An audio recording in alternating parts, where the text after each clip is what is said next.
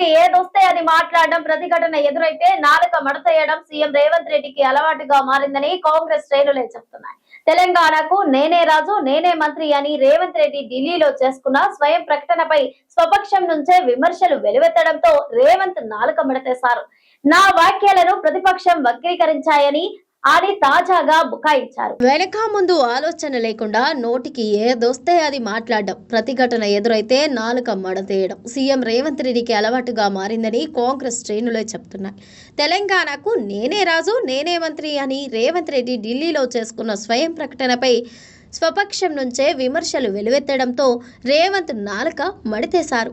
నా వ్యాఖ్యలను ప్రతిపక్షాలు వక్రీకరించాయని ఆయన తాజాగా బుకాయించారు.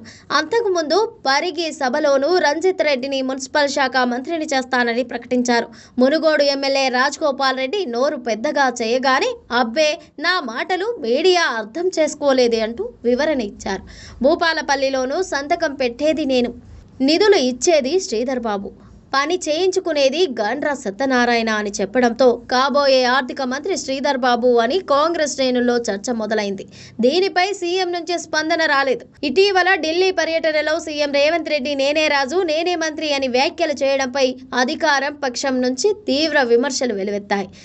తమను అసమర్థులుగా చిత్రీకరించడం కోసం అలాంటి వ్యాఖ్యలు చేశారా అంటూ సహచర మంత్రులు కొందరు సీఎంను కలిసి అసంతృప్తి వ్యక్తం చేసినట్టు తెలిసింది. వినాశకాలే విపరీత బుద్ధి అన్నట్టు రేవంత్ రెడ్డి తీరు ఉన్నదని, రేవంత్ రెడ్డివి అహంకార పూరిత మాటలు అని Congress senior MLA Komatireddy Rajagopal Reddy media ఎదుట మండిపడ్డారు. మరోవైపు అధికార అహంకారం పెరగడం వల్లే రేవంత్ రెడ్డి అడ్డగోలుగా మాట్లాడుతున్నారని ప్రతిపక్షాలు విమర్శించాయి.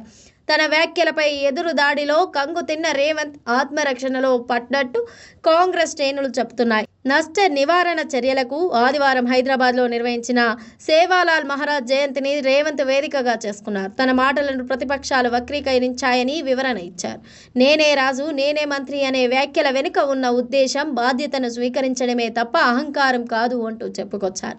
ముఖ్యమంత్రిగా బాధ్యతలు నిర్వర్తిస్తూనే మున్సిపల్ పరిపాలన శాఖ కూడా పర్యవేక్షిస్తున్నానని, రాబోయే ఎన్నికల ఫలితాలకు తానే పూర్తి జవాబుదారీ అని చెప్పి క్రమంలో ఆ పదాన్ని ఉపయోగించినట్టు కథ అల్లారు. రాజ్యాంగబద్ధమైన పదవుల రీత్యా ఆ వ్యాఖ్యలు చేశానని తప్పుగా చిత్రీకరించి ప్రజలను తప్పుదోవ పట్టించవద్దని కోరడం కొసమెరుపు.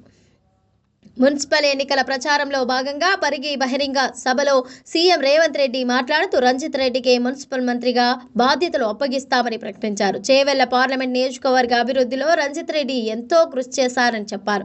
ఆ ప్రాంత అభివృద్ధిలో ప్రభుత్వ వైపు నుంచి మీకు అండగా రంజిత్ రెడ్డి నిలబడతాడు, మీరంతా కలిసికట్టుగా అభివృద్ధి చేసుకోండి అంటూ రేవంత్ సూచించారు. దీంతో మంత్రివర్గం బెర్త్ మీద మునుగోడు ఎమ్మెల్యే రాజగోపాల్ రెడ్డి, ఇబ్రహీంపట్నం ఎమ్మెల్యే రంగారెడ్డి పెట్టుకున్న ఆశలు ఆవిరయ్యాయి.